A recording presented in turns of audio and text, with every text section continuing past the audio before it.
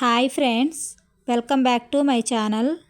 ఈరోజు వీడియోలో చాలా సింపుల్గా టేస్టీగా 10 నిమిషాల్లో వెజ్ బిర్యానీని కుక్కర్లో సింపుల్గా ఎలా వండుకోవాలో చూపించబోతున్నాను. ఈ వెజ్ బిర్యానీని కుక్కర్లో వండిన పొడిపొడిలాడుతూ పర్ఫెక్ట్గా రెస్టారెంట్ స్టైల్లో ఎలా వండుకోవాలో చూపించబోతున్నాను. మీ ఇంటికి ఎవరైనా గెస్ట్లు వచ్చినప్పుడు ఇలా ఒక్కసారి వెజ్ బిర్యానీ చేసి పెట్టండి, టేస్ట్ చాలా బాగుంటుంది. ఈ రైస్ని ప్రిపేర్ చేసుకోవటానికి ముందుగా ఒక గిన్నె తీసుకొని అందులోకి 2 కప్పుల బియ్యాన్ని తీసుకుంటున్నాను. వెయిట్లో వచ్చేసి 1/2 కిలో బియ్యాన్ని తీసుకున్నానండి. ఇందులో కొంచెం వాటర్ పోసుకొని ఒక 2-3 సార్లు బియ్యాన్ని శుభ్రంగా వాష్ చేసుకోవాలి. మీరు బిర్యానీ రైస్తో చేసుకోవాలంటే అలా అయినా చేసుకోవచ్చు, లేదంటే నార్మల్ సోనా మసూరి రైస్తో అయినా చేసుకోవచ్చు. నేనైతే నార్మల్గా ఉండే సోనా మసూరి రైస్తోనే ఈ రైస్ని ప్రిపేర్ చేస్తున్నాను.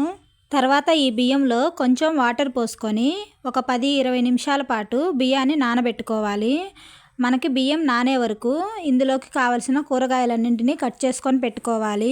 ఒక 2 ఉల్లిపాయలు, ఒక 2 క్యారెట్లు, కొంచెం బీన్స్, 2 టమాటాలు, ఒక 4 వంకాయలు, ఒక 2 ఆలుగడ్డల్ని ఇలా ముక్కలుగా కట్ చేసుకొని పెట్టుకోవాలి. వెజిటబుల్స్ అనేవి మీ ఇష్టం అండి, ఏ ఉంటే అవి వేసుకోవచ్చు. ఇప్పుడు కుక్కర్ తీసుకొని అందులోకి ఒక 3 టేబుల్ స్పూన్స్ ఆయిల్ వేసుకోవాలి. ఆయిల్ కొంచెం హీట్ అయిన తర్వాత 1 టేబుల్ స్పూన్ షాజీరా, 2 చెక్క పలుకులు, ఒక 4 లవంగాలు, 2 యాలకులు, హోల్ గరం మసాలాని వేసుకోవచ్చండి. మీ దగ్గర ఏ గరం మసాలా ఉంటుందో అవన్నీ వేసుకోవచ్చు. చివరగా 2 బిర్యానీ ఆకులు వేసుకొని ఇవి కొంచెం ఫ్రై అయిన తర్వాత ఇందులోనే మనం కట్ చేసుకొని పెట్టుకున్న పెద్ద ఉల్లిపాయలను వేసుకొని ఫ్రై చేసుకోవాలి. ఉల్లిపాయ ముక్కల్ని కొంచెం ఫ్రై అయ్యేంత వరకు ఫ్రై చేసుకుంటే సరిపోతుందండి, మరీ పూర్తిగా ఫ్రై అవ్వాల్సిన అవసరం లేదు. ఇవి కొంచెం ఫ్రై అయిన తర్వాత ఇందులోనే కట్ చేసుకున్న పచ్చిమిరపకాయ ముక్కలు వేసుకొని ఫ్రై చేసుకోవాలి. ఇవి కొంచెం ఫ్రై అయిన తర్వాత కట్ చేసుకొని పక్కన పెట్టుకున్న క్యారెట్ ముక్కల్ని వేసుకోవాలి. మనం తీసుకున్న వెజిటేబుల్స్ అన్నింటినీ ఒక్కొక్కటిగా వేసుకోవాలండి.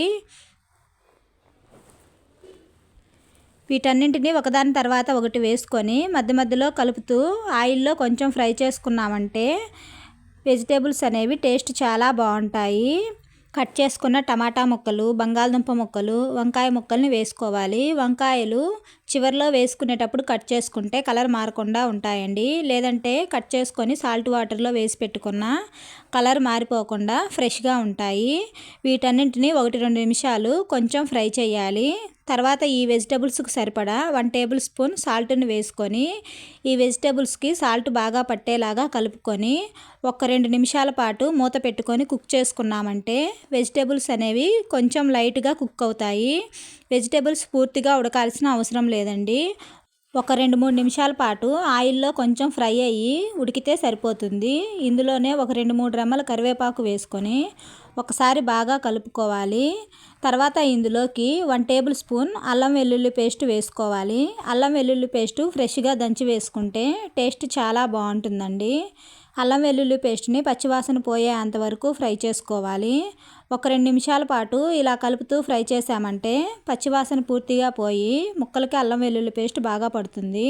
తర్వాత ఇందులోకి ఒక 1/4 కప్పు వరకు పుదీనా వేసుకొని ఒకసారి బాగా కలుపుకొని ఇందులో ఎసురుకు సరిపడా వాటర్ని పోసుకోవాలి. నేను తీసుకున్న 2 కప్పుల రైస్కి 3 కప్పులు వాటర్ పోసుకున్నానండి. అంటే 1 కప్పు రైస్కి 1.5 కప్పు వాటర్ పోసుకున్నాను. నార్మల్గా అయితే 2 కప్పుల వాటర్ పడుతుందండి, కానీ మనం వెజిటేబుల్స్ వేస్తున్నాం కదా, వెజిటేబుల్స్లో కూడా కొంచెం వాటర్ ఉంటుంది కాబట్టి వాటర్ని కొంచెం తక్కువే పోసుకోవాలి. మనం కుక్కర్లో వండుతున్నాం కాబట్టి కొంచెం వాటర్ తక్కువే పడతాయండి. నార్మల్ గిన్నెలో వండుకుంటే 1 కప్పుకి 2 కప్పులు వాటర్ పోసుకుంటే సరిపోతుంది. వాటర్ పోసుకున్న తర్వాత ఇందులోనే కొంచెం కొత్తిమీర తరుగు వేసుకొని ఒకసారి సాల్ట్ సరిపోయిందో లేదో చెక్ చేసుకోండి. మనం వేసుకున్న సాల్ట్ కరెక్ట్గా సరిపోయింది. ఈ ఎసరు మరిగేంత వరకు మూత పెట్టి ఎసరును మరిగించుకోవాలి. ఎసరు మరిగిన తర్వాత మూత తీసుకొని రైస్లో నుంచి వాటర్ ఏమీ లేకుండా బియ్యాన్ని వేసుకోవాలి. బియ్యాన్ని వేసుకున్న తర్వాత ఒకసారి ఈ బియ్యం మొత్తం వాటర్లో కలిసేలాగా బాగా కలుపుకొని కుక్కర్ మూత పెట్టి ఒక 2 విజిల్స్ వచ్చేంత వరకు మంటను మీడియం ఫ్లేమ్లో ఉంచుకొని కుక్ చేసుకోవాలి. ఇలా మంటను మీడియం ఫ్లేమ్లో ఉంచుకొని కుక్ చేసుకున్నామంటే మనకి బిర్యానీ అనేది పర్ఫెక్ట్గా కుక్ అవుతుంది. 2 విజిల్స్ తర్వాత స్టీమ్ మొత్తం పోయిన తర్వాత మూత తీసి చూసామంటే మనకి బిర్యానీ అనేది పర్ఫెక్ట్గా రెడీ అయిపోతుంది. ఇలా వెంటనే వేడివేడిగా ఉన్నప్పుడే సర్వ్ చేసుకున్నామంటే బిర్యానీ అనేది కొంచెం మాయిశ్చర్గా ఉంటుంది. పూర్తిగా చల్లారిన తర్వాత సర్వ్ చేసుకొని తిన్నామంటే బిర్యానీ అనేది కుక్కర్లో వండిన పొడి పొడిలాడుతూ పర్ఫెక్ట్గా రెస్టారెంట్లో బిర్యానీ ఎలా ఉంటుందో అలా రెడీ అయిపోతుందండి. ఎలాంటి కర్రీస్ అవసరం లేకుండా రైతాతో సర్వ్ చేసుకొని తిన్నా ఈ బిర్యానీ టేస్ట్ చాలా బాగుంటుంది. పిల్లలకి లంచ్ బాక్స్లో పెట్టాలన్నా ఇలా అప్పటికప్పుడు 10 నిమిషాల్లో బిర్యానీ చేసి పెట్టారంటే చాలా ఇష్టంగా తింటారు. ఫస్ట్ టైం మా ఛానల్ చూసేవాళ్ళు తప్పకుండా సబ్స్క్రైబ్ చేయండి. ఈ వీడియో మీకు నచ్చినట్లయితే లైక్ చేయండి, మీ ఫ్రెండ్స్కి షేర్ చేయండి. ఈ రెసిపీని మీరు ఒకసారి ట్రై చేసి ఎలా కుదిరిందో కామెంట్ చేయండి.